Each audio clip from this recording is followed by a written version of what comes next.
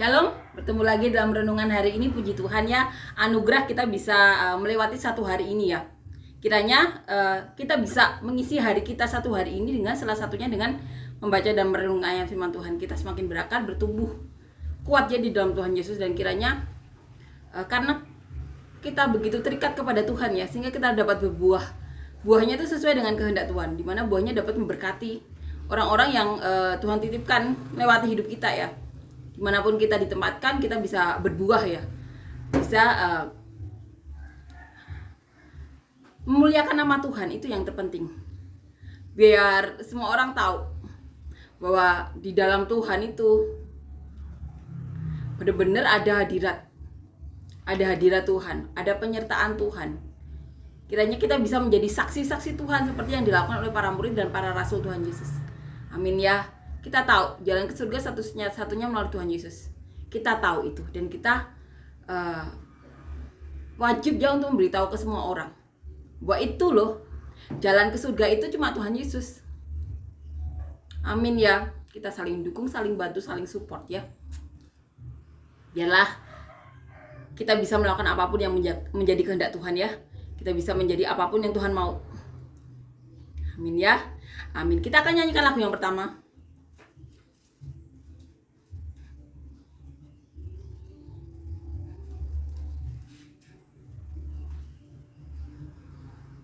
Bagaikan tanah kering yang merindukan air, demikianlah jiwaku haus akan Engkau. Ku rindu selalu hadir-Mu di hidupku, memulihkan jiwaku, hapuskan air mataku, mengalirlah kuasa Roh Kudus, mengalirlah di tempat ini, mengalirlah oh Roh Kudus, pulihkanku. Amin ya. Amin. Kita akan lanjutkan membaca dan merenungkan ayat firman Tuhan di Kisah Para Rasul pasal yang ke-21 ayat 1 sampai ayat yang ke-14. Judul perikopnya Paulus di Tirus dan di Kaisarea. Sesudah perpisahan yang berat itu, bertolaklah kami dan langsung berlayar menuju Kos. Keesokan harinya sampailah kami di Rodos, dan dari situ kami ke Patara. Di Patara kami mendapat kapal yang hendak menyeberang ke Venesia. Kami naik kapal itu lalu bertolak. Kemudian tampak Siprus di sebelah kiri, tetapi kami melewatinya dan menuju ke Syria. Akhirnya tibalah kami di Tirus, sebab muatan kapal harus dibongkar di kota itu. Di situ kami mengunjungi murid-murid dan tinggal di situ 7 hari lamanya. Oleh bisikan roh, murid-murid itu menasihati Paulus supaya ia jangan pergi ke Yerusalem. Tetapi setelah lewat waktunya, kami berangkat meneruskan perjalanan kami. Murid-murid semua dengan istri dan anak-anak mereka mengantar kami sampai keluar kota, dan di tepi pantai kami berlutut dan berdoa. Sesudah minta diri kami naik ke kapal, dan mereka pulang ke rumah. Dari Tirus kami tiba di Ptolemais, dan disitulah berakhirlah pelayaran kami. Kami memberi salam kepada saudara-saudara dan tinggal 1 hari di antara mereka. Pada keesokan harinya kami berangkat dari situ dan tiba di Kaisarea. Kami masuk ke rumah Filipus, pemberi berita Injil itu, yaitu satu dari ke-7 orang yang dipilih di Yerusalem, dan kami tinggal di rumahnya. Filipus mempunyai 4 anak darah yang beroleh karunia untuk bernubuat. Setelah beberapa hari kami tinggal di situ, datanglah dari Yudea seorang nabi bernama Agabus. Ia datang pada kami, lalu mengambil ikat pinggang Paulus.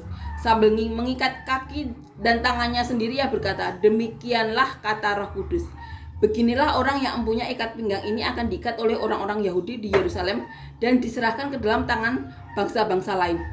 Mendengar itu kami bersama-sama dengan murid-murid di tempat itu meminta supaya Paulus jangan pergi ke Yerusalem.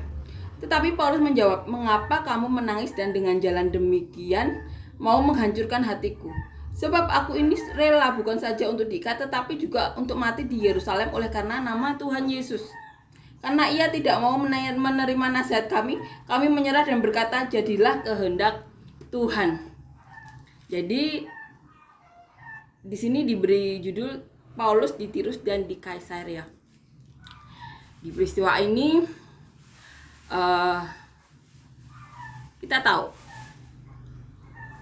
perpisahan, katakan ini sesudah perpisahan yang berat itu, yaitu bagaimana Paulus memanggil para penatua jemaat Efesus untuk ke Miletus. Di situ Paulus memberi nasihat, memberikan kesaksian juga apa saja yang sudah dilakukan. Juga memperkatakan kata-kata Tuhan Yesus, lebih baik memberi daripada menerima.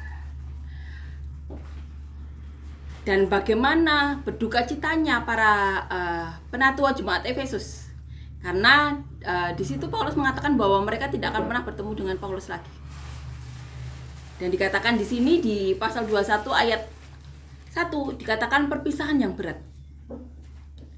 Dan kita tahu di sini juga kita baca tadi ada seseorang yang mendapatkan penglihatan. Dikatakan kata Roh Kudus. Ia adalah seorang nabi bernama Agabus.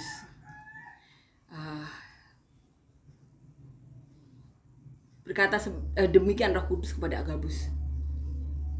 Beginilah orang yang mempunyai ikat pinggang ini akan diikat oleh orang-orang Yahudi di Yerusalem dan diserahkan ke dalam tangan bangsa-bangsa lain.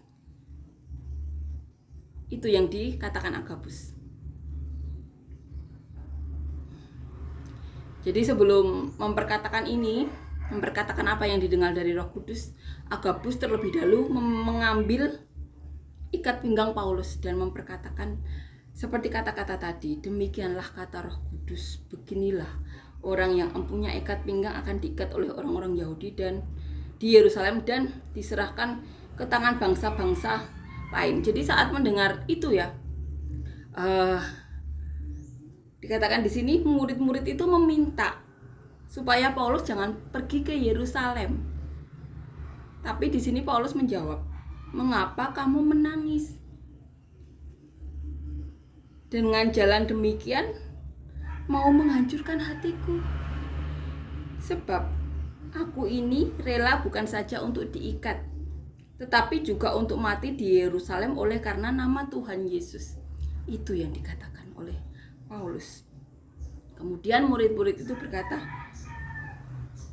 jadilah kehendak Tuhan. Ini suatu peristiwa bagaimana seorang nabi yang bernama Agabus juga mendapatkan perkataan dari Roh Kudus mengenai apa yang akan dialami oleh Paulus. Amin ya. Kita akan merenungkan dari ayat awalnya di perikop ini. Dikatakan di ayat pertama, sesudah perpisahan yang berat itu bertolaklah kami dan langsung berlayar menuju Kos. Keesokan harinya sampailah kami di Rodos dan dari situ kami ke Patara. Itu jalur yang mereka lewati. Di Patara kami mendapat kapal yang hendak menyeberang ke Fenisia. Kami naik kapal itu lalu bertolak. Dikatakan di ayat 3. Kemudian tampak Siprus di sebelah kiri, tetapi kami melewatinya dan menuju ke Syria. Jadi waktu itu mereka melewati Siprus tidak berhenti di situ. Mereka melewatinya dan menuju ke Syria. Akhirnya tibalah kami di Tirus, sebab muatan kapal harus dibongkar di kota itu. Jadi mereka berhenti di Tirus karena muatan kapal harus dibongkar di situ. Dikatakan di ayat 4. Di situ kami mengunjungi murid-murid dan tinggal di situ 7 hari lamanya. Oleh bisikan roh, murid-murid itu menasehati Paulus. Jadi murid-murid itu mendapat bisikan roh supaya ia jangan pergi ke Yerusalem. Di ayat 5 dikatakan, tetapi setelah lewat waktunya, kami berangkat meneruskan perjalanan kami. Murid-murid semua dengan istri dan anak-anak mereka mengantar kami sampai keluar kota, dan di tepi pantai kami berlutut dan berdoa. Jadi para murid beserta istri dan anaknya mengantarkan ya Paulus dan yang mengiringi Paulus. Kemudian dikatakan mereka di tepi pantai berlutut dan berdoa. Sesudah minta diri kami naik ke kapal dan mereka pulang ke rumah. Itu yang dilewati ya. Bagaimana mereka mampir ya di Tirus untuk menemui murid-murid yang ada di situ. Di situ dikatakan dan tinggal di situ 7 hari lamanya. Di ayat 7 dikatakan dari Tirus kami tiba di Ptolemais dan di situ berakhirlah pelayaran kami.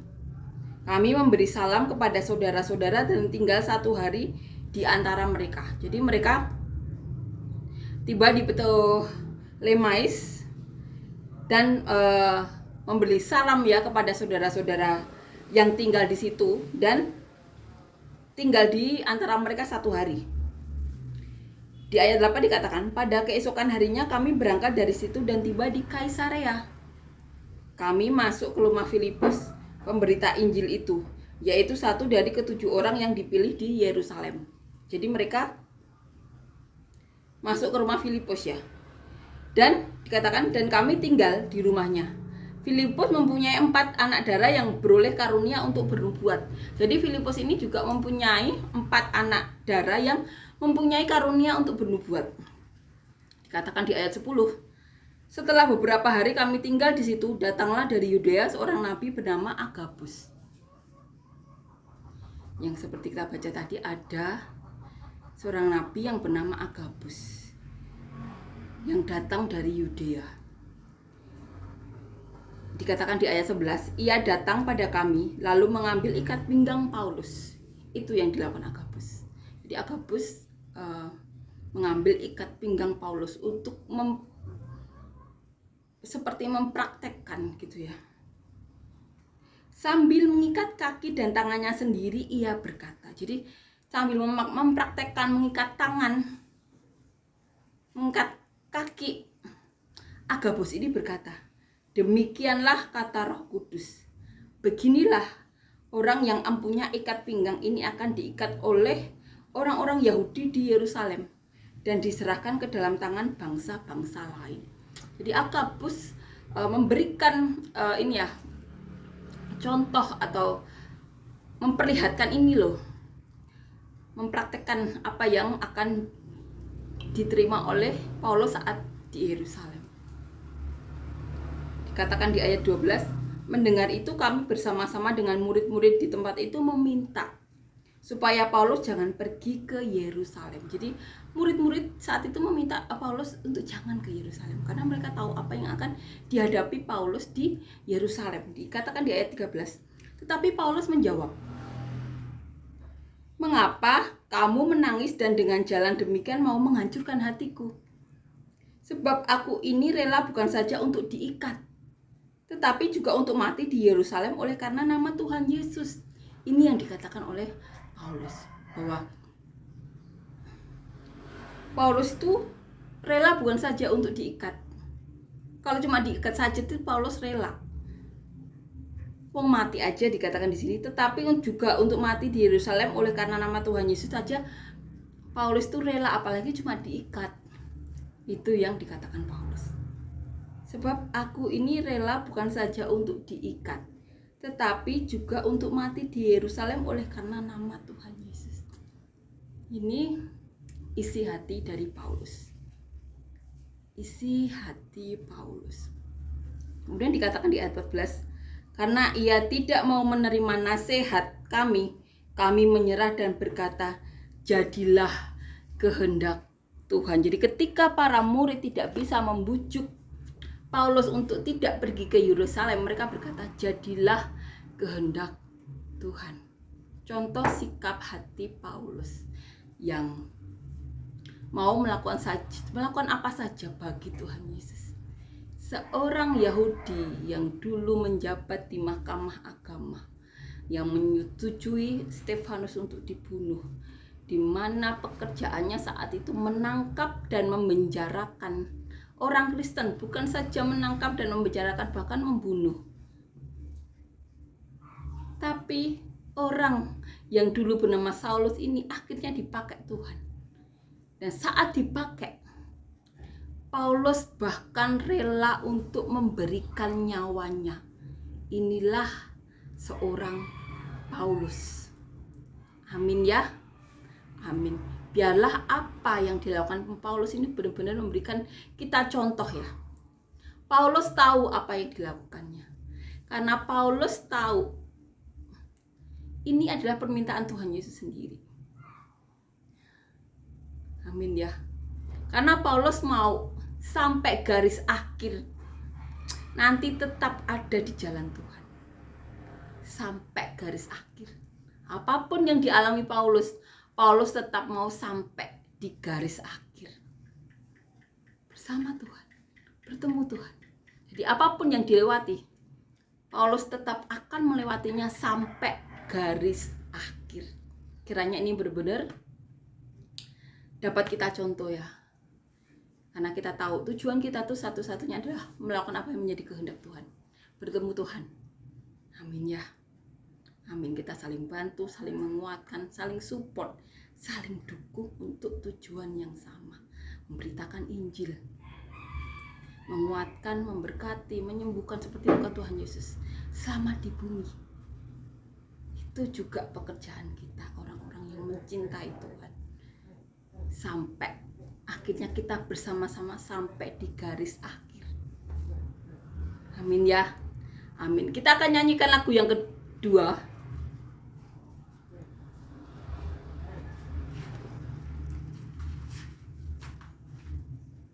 Banyak perkara yang tak dapat ku mengerti.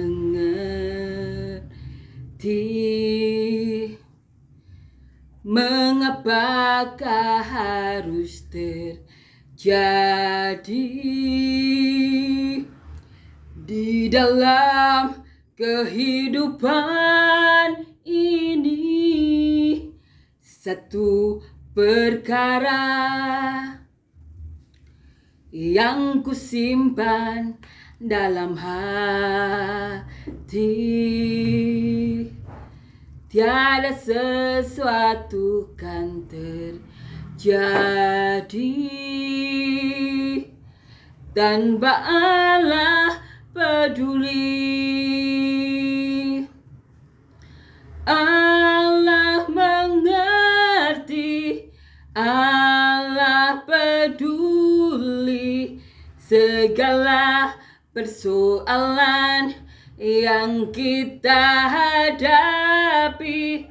Tak akan pernah dibiarkannya ku bergumul sendiri, sebab Allah mengerti. Amin. Terima kasih Yesus, terima kasih untuk penyertaan-Mu, terima kasih untuk mujizat-Mu, terima kasih untuk kebaikan-Mu, terima kasih untuk berkat-berkat-Mu, kasih karunia-Mu, hadirat-Mu yang melingkupi kami semua. Dan kami berdoa untuk siapapun yang saat ini mengalami sakit, Tuhan, sembuhkan Tuhan segala sesuatu yang bukan daripada-Mu yang ada di badan mereka, Tuhan. Cabut Tuhan, ganti dengan Roh Kudus-Mu, urapan-Mu. Dan siapapun yang membutuhkan pekerjaan, berikan pekerjaan yang benar-benar daripada-Mu, pekerjaan dapat berkati diri mereka dan keluarga mereka dan orang-orang yang ada di sekitar mereka. Siapapun yang membutuhkan dukungan, berikan dukungan yang benar daripada-Mu Tuhan. Siapapun yang membutuhkan terobosan penyelesaian masalah dalam hidup mereka. Berikan solusi yang berbeda daripadamu, berikan hal-hal yang baik daripadamu, berikan curahan Roh Kudus, mujizatmu, hal-hal yang daripadamu, hal-hal supranatural, hal-hal duniawi yang surgawi yang benar-benar Kau peruntukkan untuk orang-orang yang mencintai Kau Tuhan. Kasih karunia-Mu melimpahi kami semua, berkat surgawi, berkat duniawi melimpahi kami semua Tuhan, untuk menguatkan orang-orang sekitar kami sampai ke ujung bumi seperti yang Kau mau. Dan biarlah nama-Mu yang dipermuliakan dalam hidup kami semua. Terima kasih Yesus, Kau benar-benar nyata, berada dalam hidup kami. Dalam nama Tuhan Yesus, amin.